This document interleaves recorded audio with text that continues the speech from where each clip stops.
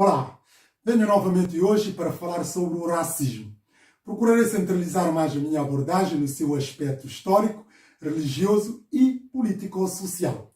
Desde os primórdios da humanidade, o ser humano demonstrou sempre a preponderância de ser racista. Ou seja, alguns julgavam-se superiores aos outros e com esta ideia de superioridade tentavam controlar, dominar, oprimir e, em última instância, escravizar o outro. Ora, foi justamente isso que aconteceu ao longo da história da humanidade, de povos que privaram os outros da liberdade, dos direitos e da autodeterminação, com base nesta ideia da supremacia. Do ponto de vista religioso, não vou falar de todas as religiões, mas falando especificamente do judaísmo e do cristianismo, devo aqui dizer claramente que são religiões manifestamente contra o racismo, uma vez que não se enquadra naquilo que são os cânones divinos, daquilo que são a revelação das Escrituras Sagradas. Desde logo dizer que o homem foi feito à imagem e semelhança de Deus, tal como diz expressamente Gênesis 1, 27. E com base nesta ideia de imago Dei, nele, o homem passa assim a usufruir da liberdade, da dignidade e de autodeterminação. Ou seja, o homem é livre e tem que continuar sempre livre porque este é o propósito original que Deus lhe criou. Nós sabemos que com base nesta liberdade é que o homem usou para cair no pecado. Ou seja, a liberdade, mesmo indo contra o próprio Deus, Deus não travou. É com base nesta liberdade que o homem decidiu desobedecer a Deus e, em consequência disso, entrou todas as calamidades do mundo, tal como nós sabemos. Mas não só esta ideia de que o homem foi feita para viver a liberdade, para ter a dignidade, não obstante perder esta dignidade com base no mau uso da sua liberdade, mas também por ser sagrado à natureza humana, que Deus providenciou salvá-lo da sua condição de miséria. Ou seja, a morte expiatória do Senhor Jesus Cristo para libertar o homem tem um pano de fundo de libertar o homem da escravidão do pecado. Razão pela qual todas as ideologias que são ideologias que defendem a escravatura e o racismo são manifestamente contrários aos propósitos divinos, uma vez que Deus, deu a dignidade ao homem e deu-lhe a liberdade. Embora nós sabemos que isso também se consubstancia na responsabilidade e responsabilização do próprio indivíduo, da forma como vai gerindo e lidando com a sua liberdade e com a sua dignidade. Resumindo e concluindo, não há qualquer tipo de conotação racista na Bíblia, antes pelo contrário, a Bíblia ensina-nos a fraternidade e a humanidade, o tolerar o outro e aceitar as diferenças e tratar o outro como a nós mesmos, tal como o próprio Senhor Jesus Cristo vai ensinando os seus discípulos. Mas do ponto de vista político-social, nós sabemos que, como eu disse, sempre houve o racismo desde a história da humanidade, que se vai consubstanciar numa perspectiva radical da escravatura. Mas nós sabemos que, depois, com a Revolução Francesa, houve melhorias significativas. As políticas mudaram-se e que se vai, consolidando com a Declaração Universal do Homem, que deu garantias, liberdade e também o reconhecimento de valor inalienável da vida humana e também da sua dignidade.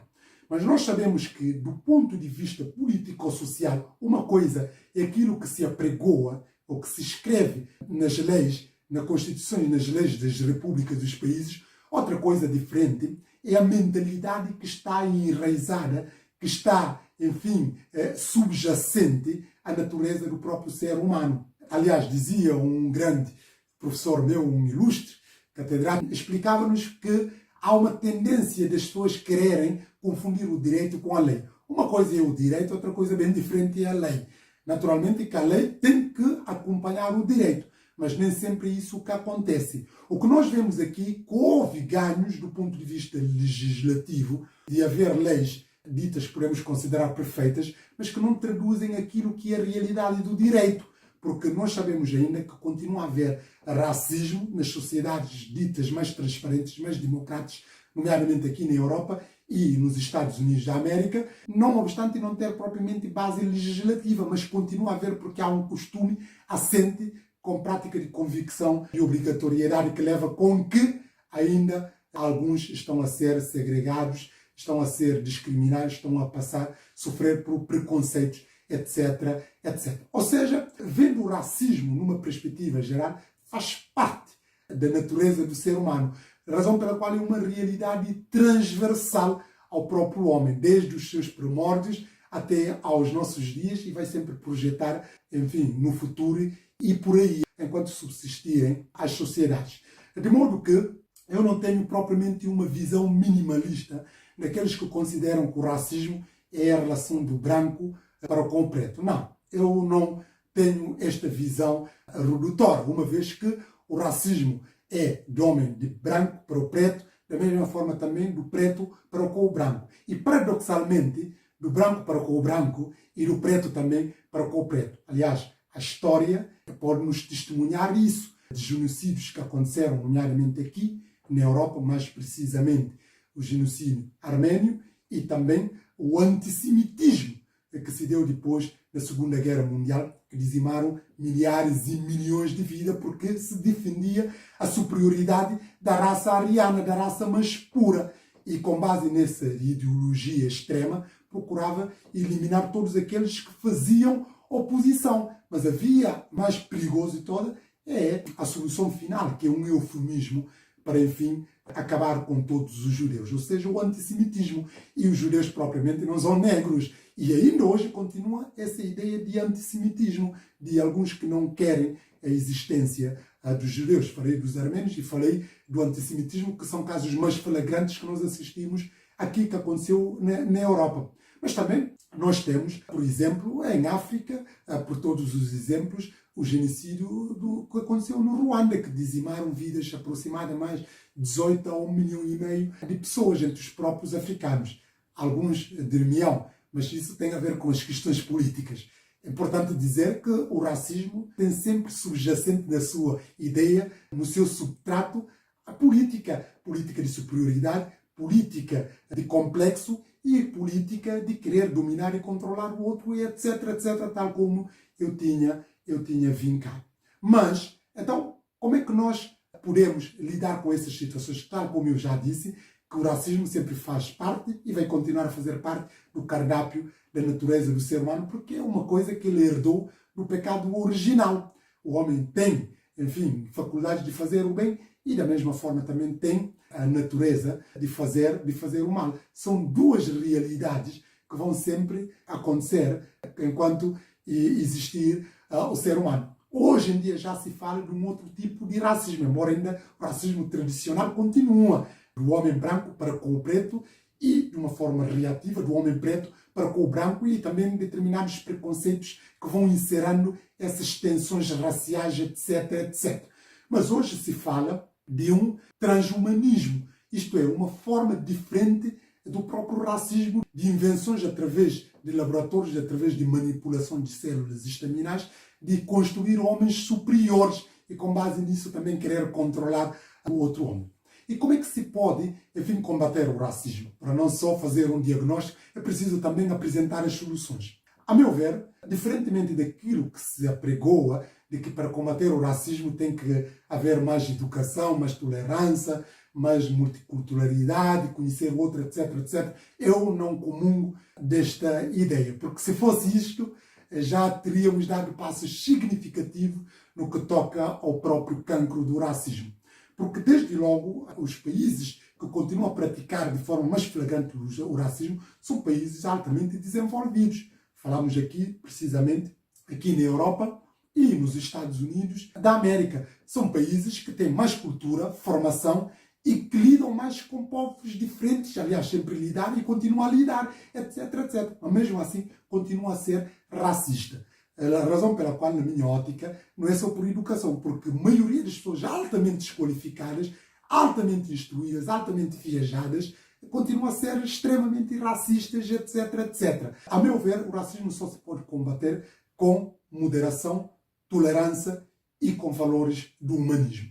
Quer seja por pessoas que estão a ser vítimas do racismo, quer seja por pessoas que estão a ser racistas. Só assim que se pode construir ponte para nós vivermos no espírito de irmandade e também de própria justiça social. Caso contrário, continuaremos a viver na utopia e alimentar algo que jamais vai acontecer. Ou seja, isso é a receita e o antídoto para realmente combater o racismo. Mas desde logo é importante salientar que as pessoas que têm sido vítimas do racismo desde a história da humanidade até os dias de hoje são os negros. É importante frisar isto. Por que são os negros e continuam a ser ainda hoje os negros a sofrerem mais com o racismo? Porque o racismo ataca as estruturas, a identidade da pessoa. Desde logo, quem é a pessoa, quem são os seus progenitores, de onde é que é a sua proveniência, origem, etc, etc. Todos estes cúmulos de situação é alicerces que o racismo toca. Ora, quando nós falamos dos negros, em última instância, toda a origem dos negros vem da África. E a África é conotado e é de tudo que podemos considerar de piores desgraças que atingem a humanidade. É um continente onde há pobreza, fome, mortalidade galopante, pouca esperança média de vida para os seus cidadãos, autoritarismo, abusos, guerras, injustiças sociais, desigualdades sociais, etc, etc. Ou seja, a África é conotada tudo o que é de pior que podemos considerar que acontece neste mundo. Ora, se nós estamos nesta situação, como é que nós podemos dar ao luxo de sermos valorizados, de sermos considerados pelo outro?